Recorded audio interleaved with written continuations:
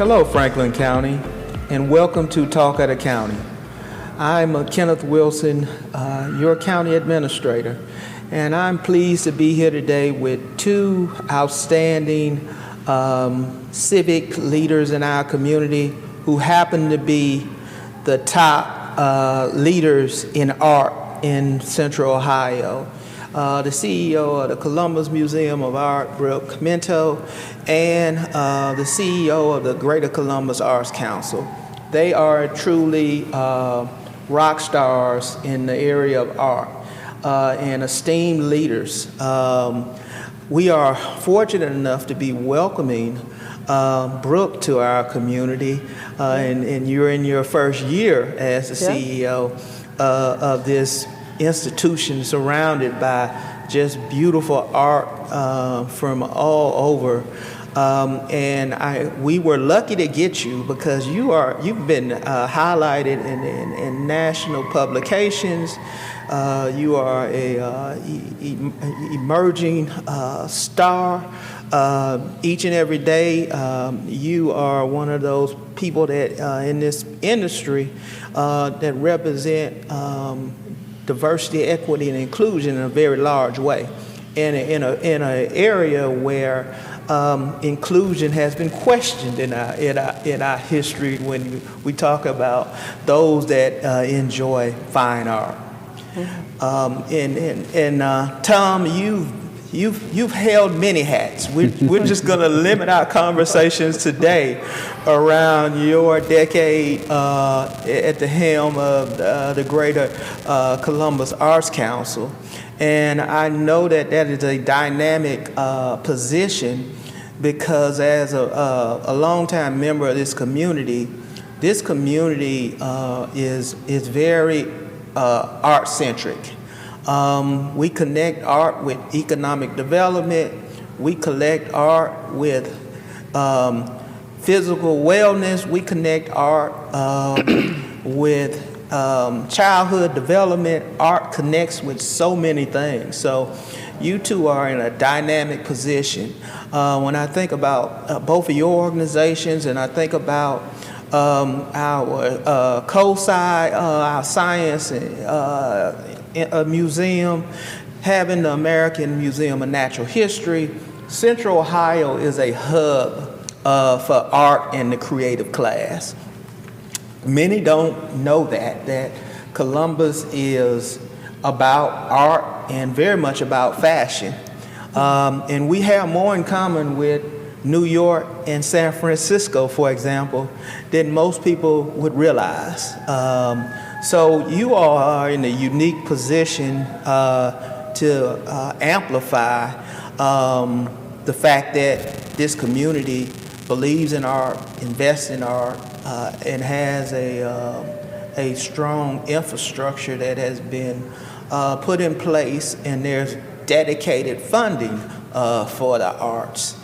So while we're not a very old community compared to others, we have made up for that, in my opinion. But let's lead off on talking about ways in which the art community addresses issues of diversity and inclusivity. How do we in this community make art accessible to every resident every day? So I can start with that if you'd like. Sure, go ahead. So thank you for the question. And thank you for the support that the county gives the arts in Franklin County. It's significant to us. We value it incredibly. So I have to start by thanking you for that. Diversity inclusion is number one priority. It's key to our strategic plan. We live it every day. It starts with the board, the staff, the things that we fund, a lot of things that we do with the Art Museum. So we live it every day. Our board completely reflects the population of the county and the city, which I think is significant and important.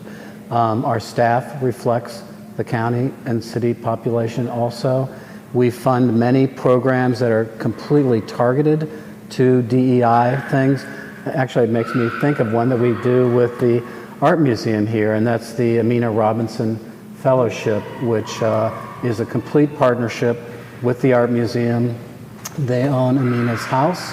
We select a local fellow and a national fellow every year, and they get to stay at the house. There's actually, I think now as many as 4 fellowships, 4 people moving through there every year. It is targeted to Black artists, period, end of discussions. No one else can apply for that. And we might have the only one in the United States of that magnitude. So we live this every day. We have a group of individuals called the Navigators. There's 30 of them that represent us in Franklin County that are compensated by us. They have been trained in all of our programs. It's a richly diverse group of people. They're trying to educate artists about what we do, how they can get money from us. This is the second year of it. We're very proud of that program. So going back to your original question, we live this every day. I know it's the same at the Art Museum here too. Yeah, no, I agree. Thank you, Tom, and thank you, Ken, for having us. As you mentioned, I'm not even into my first year. I'm 8 months in, and I think your question reminds me a lot of the process that I went through in deciding whether or not to come to Columbus.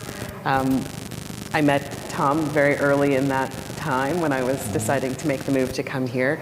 But I think your question reminds me of a lot of things that I was thinking about early on as I was making this transition. As you mentioned in your introduction, the arts and culture writ large are bedrock to life and lifestyle in Columbus and around the Central Ohio region. And while I didn't know the Midwest well prior to moving here, getting to know Columbus, that was clear. We are a wonderful mid-sized city, but one that's growing and developing, and I think that's really exciting. It's a really wonderful time to live here. But even before all of that growth, the Art Museum was central to culture and to life in Columbus, and that's something that was really attractive to me. I came to this museum and I met the staff, I met the leaders, I saw the collection, and it was clear that this has always been central to life and lifestyle. So I go back to that to say many of the things you described about this region is what made it attractive to change my life and to come here. That said, I wouldn't be here if the leadership of this institution didn't feel strongly that this museum needs to reflect the growing and changing Central Ohio demographic. I have worked in museums for over 20 years in cities of different sizes, New York City, but then also New Orleans, Miami. I've worked abroad in Cape Town, cities with different kinds of diversity, but also different relationships to its institutions. And CMA is just a really wonderful place in that it has been for many years visitor-centered, community-centered. Learning has been at the forefront of our mission, and we truly are here in the service of everyone in this community. I think my priority over the next coming years is to make sure that we're hitting all of those demographics and to ensure that we can scale and transform our programs to meet the changing needs of Columbus and the Central Ohio region. We have growing immigrant populations in this community. We have change and transformation happening of all kinds with the transplants that are coming to this area. And I want to be sure that the museum is meeting the needs of its audiences, and that, newcomers understand how important this institution has been for so many years, and that they feel just as much closeness and connectivity to CMA as those who have grown up here and lived here for generations. Yes. Brooke, during our first introduction, you said something to me that stuck, and it told me that you were the right fit for this community. And you may not remember this. You talked about the Art Museum opening up the front door. Yeah. Having the Art Museum accessible. Yeah. Awakening the Art Museum for everyone. And there's been that thought when you think about free admission on Sundays for Franklin County residents. But that intentionality in your statement stuck with me. That this amazing building of so much art and it being accessible and being able to amplify and express to the community that our door is open for you, that this art is for everyone's enjoyment, and you just never know what young person comes through here and they will be touched, that may have not been exposed, may have not known of art being amplified in this way. So that was one thing that in a lot of ways I feel like a fresh set of eyes. Like you said, we've had free Sundays for quite some time now, and we actually were just recipients of a very transformative 3-year gift that will allow free Sundays to continue through 2026 from the Art Bridges Foundation in Arkansas. It was a national grant program, so we're excited to be able to continue that. But I say that to say, coming here, I've not only been thinking about the collection, but also about architecture, as much as it defines the collection and who we are. We have this wonderful building that we're in right now that's a historic 1931 kind of Greco-Roman temple, if you will. And then we have this beautiful expansion that's one of the most wonderful examples of contemporary architecture that was added on to the museum in 2016. And the conversation you were reflecting on had me thinking about architecture a lot, and how do young people, how do newcomers to this community understand the museum before they walk through the doors? I've talked to people who have passed us on Broad Street, and some people think that the museum is just the classical architecture building. They don't necessarily realize, if they haven't been here, that the contemporary add-on is part of the same institution. And part of thinking about reopening the front doors on Broad Street is really helping people to understand from all angles that this is a warm and welcoming cultural institution, for it to have more vibrancy and life on the main street, but also to just redefine it for not only the people who've lived here, this institution, but for newcomers who don't know necessarily what these edifices hold within them. Right. We live in a very serious world, and there's a strong emphasis placed on science, strong emphasis placed on technology, a strong emphasis placed on engineering, and all of those things are extremely important. The big Intel announcement, or what Google has planned next, or what Amazon, all of those things are great, but art provides us a wholeness that can't be forgotten, and is an important part of an individual's creative nature. To see art, and everyone that looks at a piece of art sees something different in it. None of us see the same thing when we look at a piece of art. No, I think that very often those two things aren't tied together, art and technology, and we have to remind ourselves that how much they are. Our educators here feel strongly that championing creativity and innovation in young people and just allowing them to experiment and to take chances really leads to all of the sort of excellence that can develop as you learn more technical sciences, technology, and so forth. But it's that early championing of experimentation and innovation that allows you to think differently, and I hate the cliche, but outside the box. Right, because we all have unique gifts. I'm only good at writing down numbers, and I learned that very early on, that I didn't like my artwork when they say, okay, here you get this piece of paper and these crayons, and I'm like, I don't have a future here, but I know good art when I see it. I know something that I like, but if you ask me to draw it, that's going to be a problem. So that's why I took a liking to numbers, and I figured if I could add numbers together, that might be some way for me to get grounded and just admire those with creative skills to write. Ken, one of the big initiatives we have this year is the Public Art Plan. Yeah. And the Franklin County Commissioners have graciously funded our efforts on that. Jamie Goldstein is leading that work for us.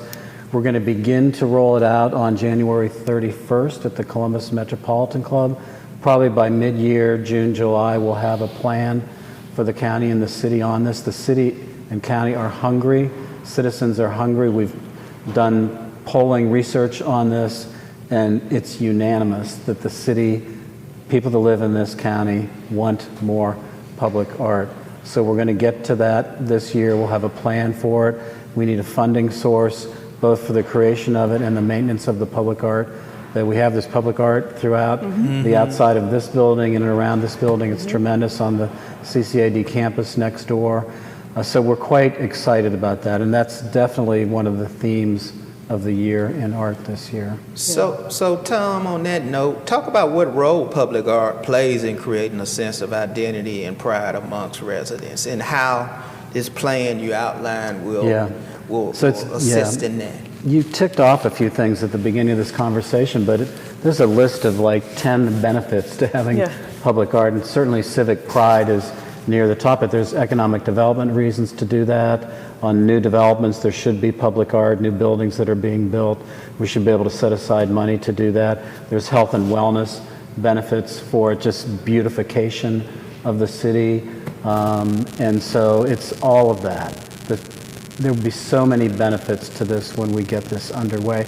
And you know, when you travel, you really admire it. I'm not just talking about murals, I'm talking about other large major installations too. So well, when I arrived in May, one of my very first weeks on the ground was the celebration of Janet Eckelman's Current downtown at the intersection of Gay and High Streets, which is a new and growing arts district.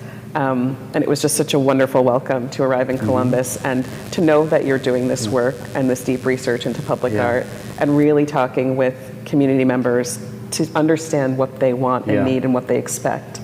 But then also to have this really wonderful work celebrating the history of Columbus, but also kind of signaling this sort of future of this part of downtown as a culture district. Just to add to that, we coincidentally happen to be in the Lisa and Jeffrey Edwards family gallery here. There you are. He was the benefactor of that work, which just really having that happen coincident with this plan work going on and just really plowing the city ahead. The Art Museum owns that work, and it's just fantastic. So it really gives us momentum. It really brought some momentum to the county. To your point about art, technology, STEM, all the rest, we get a lot of questions about that work. That work is somewhat seasonal. It'll go up every spring and comes down at the end of the year in November. But Janet is a phenomenal artist whose work blends all kinds of things: sculpture, architecture, technology.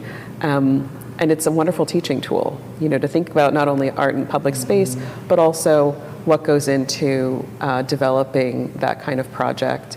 There is a lot of element. There's a lot of science in that project. And a lot of engineering. The fabric that it's made out of, how it's hung from the four corners of the intersection.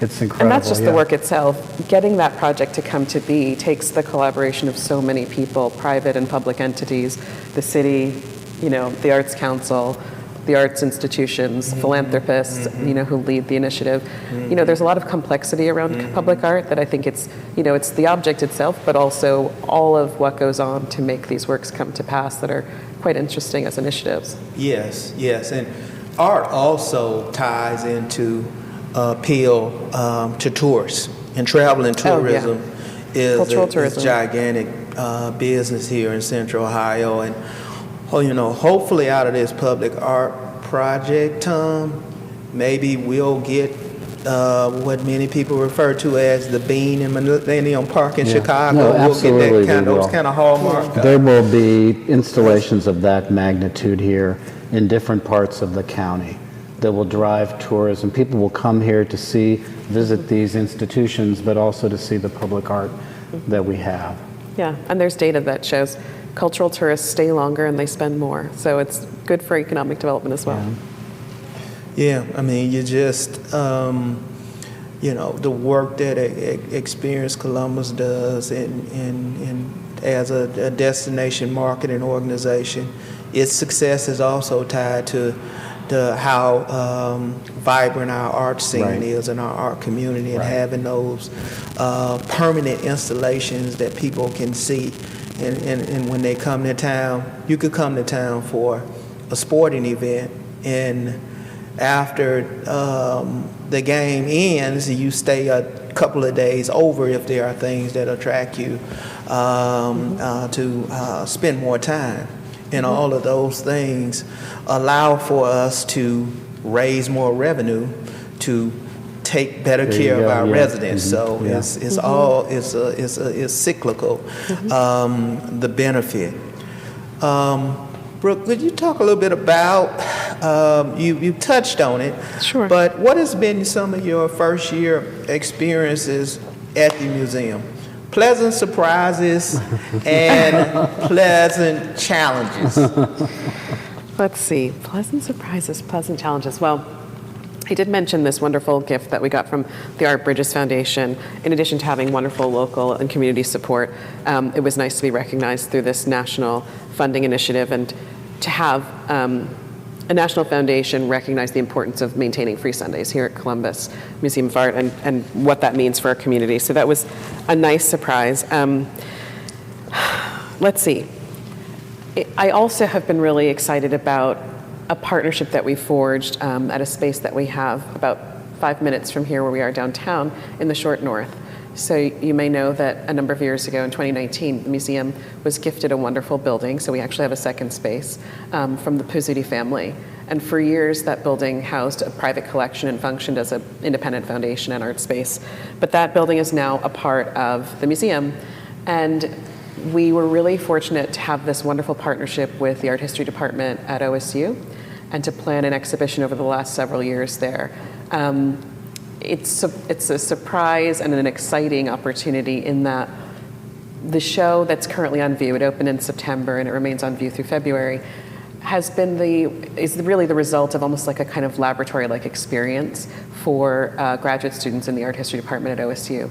They worked alongside one of their professors, Chris Paulson, who's a contemporary art historian at OSU, to formulate an exhibition of a kind of mid-career artist, one who's of indigenous descent from Los Angeles, to put together her first career survey and a very substantial and scholarly publication that accompanied the show. Now, that's a very long description, but why it was interesting is that it showed me that we could not only do wonderful and innovative learning programs for young kind of K through 12 learners, but that we could also be a really generative and resource for advanced students, so graduate students earning their master's or their PhD at OSU. The result of this collaboration is not only a beautiful show, but again, this scholarly publication that I think, is just first in class. The show has gotten recognition in the New York Times and so forth. So it was surprising because I didn't necessarily know this was on the horizon when I landed, but once I heard we were working on this project, I was not only excited with the artist who was selected for the exhibition, Sarah Rosalina, but also to meet wonderful collaborators at the university and wonderful students who have come out of this program who have this experience as young curators that the museum and the university help to facilitate that can then take them into their career. They can use this as a really substantive springboard to go out and now apply for curatorial roles, whether it's here or nationally, and have a very substantial project on their CV, a beautiful kind of exhibition and curatorial experience, but also a publication that will go with them into their careers. And so I think for the museum to have been a part of that and to know that this is something we can continue to do, incubate future museum leaders, is really special and really exciting to me. As much as I think about the young ones all the time because they're here in the museum taking guided tours, to know that we can have young curators, getting their start in a space that is part of the museum was also really a wonderful surprise. One of the really cool things about Franklin County and Columbus is that we have a number of districts, and we are in the center of the Discovery District. Right. And where I live and work. Your neighbor is the Columbus College of Art and Design. So yes. how cool is that to have students, emerging. The next, who knows, their art could be in here down the road. Well, our history with them, I don't know if you know this, but we were Columbus Fine Art Gallery in school. So at one point, the museum and CCAD were a single institution when we were founded. And then in the 70s, 80s, we became two separate nonprofits, and CCAD became an independent school. But the building that our administrative staff works in was former CCAD teaching hall. So we're like extended family. Yeah, I mean, it's a beautiful thing. And as we grow and as the things continue to develop, you're just going to roll right into the King Lincoln District, which has its own rich history of art and music and theater, and highlighting the contributions of historic African Americans here in Columbus and Franklin County. Yeah, there's some great landmarks over there. Lincoln Theater, King Arts Yeah. Center. The Pythian is now going to be developed, the Pythian Theater, Yeah. by the Maroon Arts Group. It's all good. I was on a nice panel as part of my introduction to the city at the Lincoln Theater, and had a chance to visit and tour, and it's just such a wonderful facility, and to learn about its history here in the community is really special. And the Maroon Arts Group are folks who I met early days when I yeah. was still a candidate for this job, and I got to visit the theater and go behind the scenes with them and hear about their future plans and their fundraising work that they were doing. And yeah, I think all of this development is really exciting to me, and I'm excited to see these projects grow over the next several years, and certainly find ways in which the museum can collaborate and be in partnership with all of these institutions. So more on that note, Tom, talk about how your organization helps support local and emerging talent. Yep, I got a great example of that for you. We have a program, we haven't talked about this yet, but the Arts Festival, we have a program at that for emerging artists. This year we had 75 artists apply for that. That's where we teach artists how to show and market their work and price their work too at the Arts Festival. And it's all for local artists. We had 75 people apply for it this year. I think we're going to be able to take 25 of them. They have a couple boot camp sessions, and then they get to show and sell their work at the Arts Festival. And they are also eligible for all the artist awards that we give out at that event. So it's a boots on the ground training for emerging artists, and we've had quite a few successes and award winners out of that program. We love helping the emerging artists. We also, over the course of last summer, we had focus groups on our grant programs for artists, and we've changed a bunch of them this year after listening to that feedback. We did it actually at the Lincoln Theater. We had focus groups there, and we had a facilitator. We stayed out of the room, so artists could feel free to say what they wanted to about GCAC, and we've made some significant changes in those programs. This year we're going to get more money out to the artists this year as a result of that. We're going to have 50, the artists, part of it was they wanted to be eligible for, as you would expect, receiving more money than just the basic supply grant that we give out. So this year we're going to do 50 awards to artists at $10,000 each, and there also will be 8 awards for filmmakers at up to $25,000. So we're going to put a lot more money out into the community, not just for the emerging artists. We'll have that program for them, but for the artists that have been here too. So we're actually quite excited about that. The new guidelines for all this are on our website. They're in place right now. We just did that earlier this week, I think, and we're ready to go. Community partnerships. Let's talk community partnerships. Community partnerships, community collaborations, the Columbus Way, public-private partnerships, all of those things are very much Franklin County, and it's what we do and how we do it, and how we win competitions that we may go in, and others may think we won't win, and we come out on top, and we walk away with the medal. Brooke, will you talk about some community collaborations with schools, educational and nonprofit institutions that you have been exposed to so far, and that you are pleased that they exist, and those that you want to amplify, grow, amend, modify? Yeah, and thank you for saying those that I know, because we have a lot of programs here at the museum, and I say that it's taking me months and will probably take me more months to get to know every nuance of what our curators and our educators do. They're pretty hardworking, but I was thinking about some earlier when you were talking about the Discovery District. One in particular is a highly celebrated program called Wonder School. That's, I think, in its 6th year, if I'm not mistaken. It's a laboratory preschool program where we've partnered with Columbus State Community College, also a neighbor, as a CCAD here in downtown and in the Discovery District.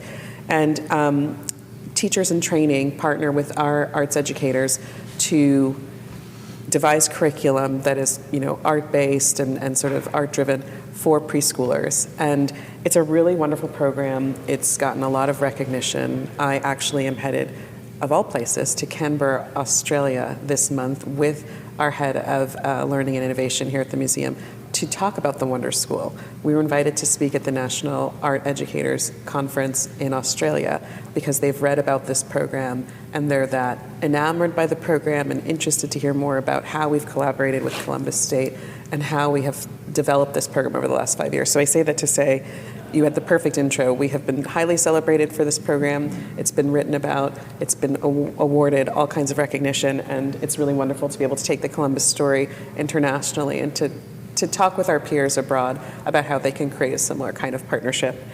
In addition to the Wonder School, we also do an annual Columbus City School Day, and that's a day where Columbus City School students and their families, like our Free Sundays, are just invited into the museum, not only for free admission, but with an open studio where they can work and experiment in our Center for Creativity in all of the studio spaces and all of the lab spaces and have access to free materials and do art projects throughout the day. And it's actually one of our highest attendance days of the year.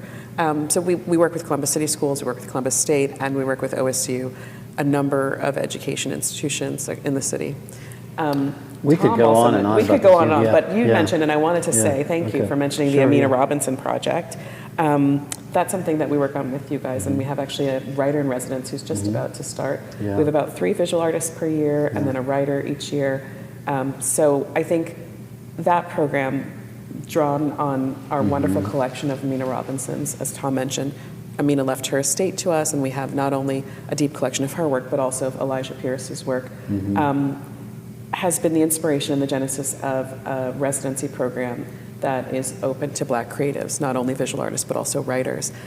What's great about that is that it also allows us to kind of incubate artists here, introduce them to the community, and then give them the opportunity to create projects, whether it's exhibitions here at the museum or with other arts organizations in the city that they might get to know during their residency.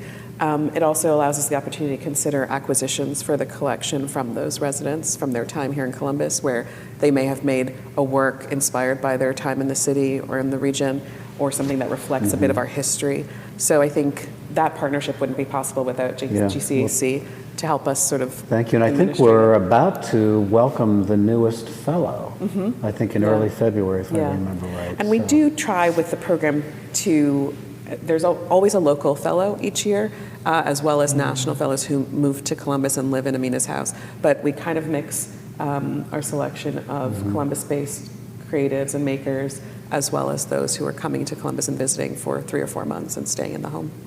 I was reminded a couple weeks ago of a big partnership that Kappa and Ballet Met do with Columbus City Schools and the Nutcracker. Yeah. They have an 11 a.m. Nutcracker performance that the reason why you know it's happening is because all of State Street is lined with yellow school buses, and the kids get to come down and see have a real ballet experience, and it's fabulous. We encourage collaborations. We've done multiple citywide things. I think of the celebration of the 100th anniversary of the Harlem Renaissance, which was an idea that Larry James brought to us. And we probably had 25 arts organizations, including the museum, involved in that. It was a year-long project. Everybody was doing programming around that. And my point of pride on that is we did it before New York City did it. I've got that exhibition catalog on my desk. Do you? Yeah. That was it's a great catalog. Yeah, so that was a big deal. I had a book in my office, and someone just asked about it yesterday. Yeah. After, tragically, after George Floyd was murdered, we did murals on the plywood where all the windows were broken out. We did that with Kappa. We paid every artist to do that. You probably have that book, too. We created a book afterwards that documented the whole thing. All the artists are featured in there, and essays by local Black creatives. It's quite a stunning piece of work. I've got to get you one of those if you don't have I don't know if I might have seen it in the museum, but I don't think I have one in my office. All right. I would love that one as well. So collaboration is the key. Yeah. And we can encourage that in the grant making process because we ask the grantees about Yeah. that work and what they're doing, and they write us about And it. I know the county has been big fans of transit arts and invested in transit arts. Yeah. And just how talented our youth are, and how art allows them the opportunity to express themselves in ways that are very positive. We hear a lot about the negative things, but art gives kids a positive outlet.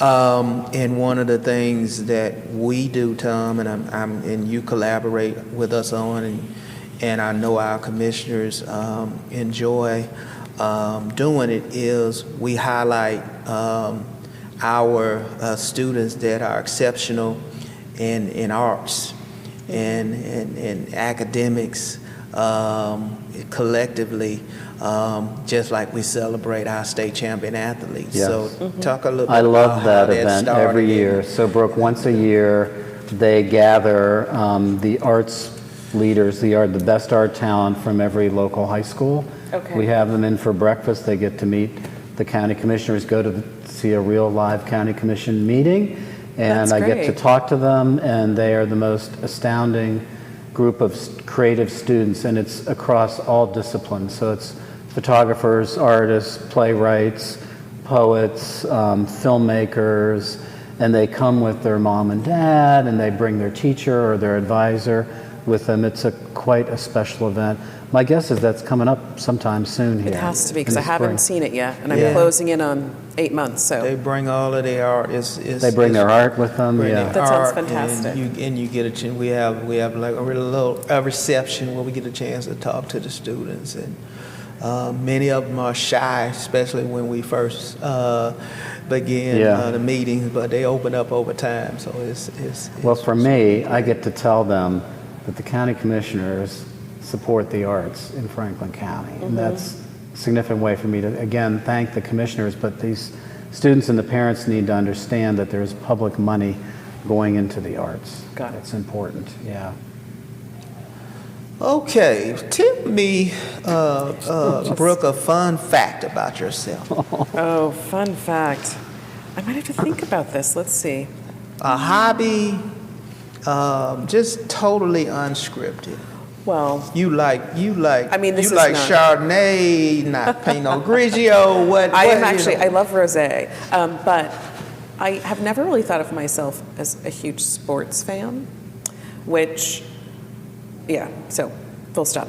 But that's changed in recent years, and I think one of the most fun things that's happened since I've been here this year has been following and getting to know the Columbus Crew, and then being a part of their big win of the MLS championship. I grew up playing soccer. I grew up watching Good and for loving you, soccer yeah. in my family. So even though I'm not really a sports person, I don't feel like I'm a real, I've followed soccer my whole life and love soccer. And so to land, and knowing they were a good team, this is not their first, I think it's their third championship. third championship. But to just sort of, be getting to know the team and going to games and sort of getting involved with sports in that way in the city. And then they won. I thought, well, this is great. It's like a perfect first It year. was all for you, It was all for Brooke, me. yes. They won the championship. So it's a fun fact. So I think when I talk about the crew around the museum, people are like, oh, she does something other than art. Mm-hmm. Like, there's something other. So Yeah, people that's are cool. typically surprised when they hear that I love soccer. We have the crew. We built the first Soccer Pacific Stadium in Yeah. the United States. We are a hub for international soccer competitions. There is a love for soccer. We'd have Yeah. the All-Star game. Yeah, the All-Star year. game July. is Yeah. coming Very up, exciting. and it's when you go to a crew match, the audience is It's phenomenal. so diverse, and, Yeah. and is young, old, Spirited. It's spirited. Is I myself have drawn to appreciate soccer in a way that I didn't before, and at Lord.com Stadium, it all has been amplified. Yeah, it's a wonderful stadium. That championship game, it was so it was so loud. It was so beyond loud. measure. It's just amazing that a stadium of 20,000 can sound like that. It sounds like many times more. I say that I haven't been to an OSU Yeah. game, so I don't know what 120,000 sounds like. But it's There's exceptional. something about the that spirit, lower.com the field. energy. contained in there the way that's designed. Yeah. OSU is much more open. So it's But not- I'm a big Crew fan. I love the stadium. I love that the city supports soccer, and all the games are sold out. They've been sold out like every game, home game Yeah. for 3 years. It's great to see the community supporting a professional team in that way. Yeah, it was a perfect script to come back from 2-0 against Yeah. FC Cincinnati, our rival. Yes. Down the road. The yes. hell is real. Yes, that's been fun, understanding that rivalry, and Yeah. oh my goodness. So that's been this kind of fun other narrative. For you. Mr. Katzenmeyer, Are you gonna tell ask- us a fun Are fact you going to ask me about the same thing? So I had some time to think about it You while you did, were talking. although Right. my soccer answer was very genuine. I love it. Yeah. So you might find this kind of surprising. It's kind of funny about me. So during the COVID years, I had a little bit of a midlife crisis, and I got a tattoo. Wow. And yes, and it's an art tattoo. It's a Keith Haring dog. Well, Keith Haring is my favorite artist. He was an activist too, political activist, anti-AIDS activist, and I'd show it to you, but it's right here. And it's the dog, the Keith The barking Haring- dog. The barking dog. So yeah. here's where we have something in common. Oh my We've God, never what is talked this? about this. Yes, okay. My very first, I guess I would say, a sort of art or art history-based paper as a high school student. I think I took whatever the version of art history is in high school, might be art appreciation. Yeah. I think I was in 9th or 10th grade, and we had to do, I don't know, I guess they were called book reports at the time. Yeah. It all sounds very, very old-fashioned now. But I did a biographical paper on Keith Haring. Oh my God. I might have been 14. I bet I have 15 Keith Haring books. Art Yeah. books and biographies of him, and such a great artist, person, tragedy in his life, dying of AIDS at 31. I think that was in 1991, if I Yeah. remember right. He was Yeah. originally from Pennsylvania. Yeah, yeah. And So that's ran with interesting. people like Andy Warhol. Jean-Michel Basquiat. Yes, all this. It was a very heady time. Yes. Yeah, and he became synonymous with the New York art scene in the 70s and 80s, the Lower East Side, the East Village. But yeah, died Do we too need young. to drag that paper out? I Take a look at it? probably could find it. I don't know. I'm an archivist by nature. I'm sure I could find this paper. That's so interesting. Well, I want to see the barking dog one day. That's definitely better than mine. I have no That secret was- tattoos. that That was a was great. revelation. That was a revelation. Yeah. We talk about talk of the Yeah. county. I Thank don't God know that how- wasn't recorded. I didn't see that one. Many individuals just grew beards, Right. or Yes. or During their COVID. hair got real long and they had to put a rubber band around it or something. And then, but Yes. Tom here Wow. went to the next level and got some ink. Yes. Got some And ink. the other thing about you getting your first ink, you want more. Really? So yeah, Okay. yeah, that was debate with my spouse on that one. Yes. Yeah, want I guess more. once they get in your Yeah. bloodstream, Yeah. you just want to, go with the ink. Right. I think the neck is next, Tom. Oh, no. Then I'm gonna know you ready to retire when Right. you Right. when, Right. when you get some fine art tatted on your neck, and then I'm gonna know that. The retirement He's party done. invitation is coming. And done. one of my podcasts, I asked the unknown guest. I said, so I wouldn't take you to buy a Harley. Did you buy a Harley during the pandemic? Did you, Have you ever ridden a Harley Davidson? No. Mm-mm. do you have a desire to? No. Mm-mm. Have you ever driven a go-kart? Oh, many times. Yeah. Yeah. Have you ridden a motorcycle of any type? Either one of you. On the Have back. Yeah, I didn't drive. A it. Vespa. you? Okay. Scooters Which is a count. scooter. Let's give scooters love too. Scooters count. But not a real motorcycle, no. Let's give the scooters some love. Yeah. Yeah. I've ridden a dirt bike back in the day. Not a Harley Davidson yet. Well, something to plan. There you go.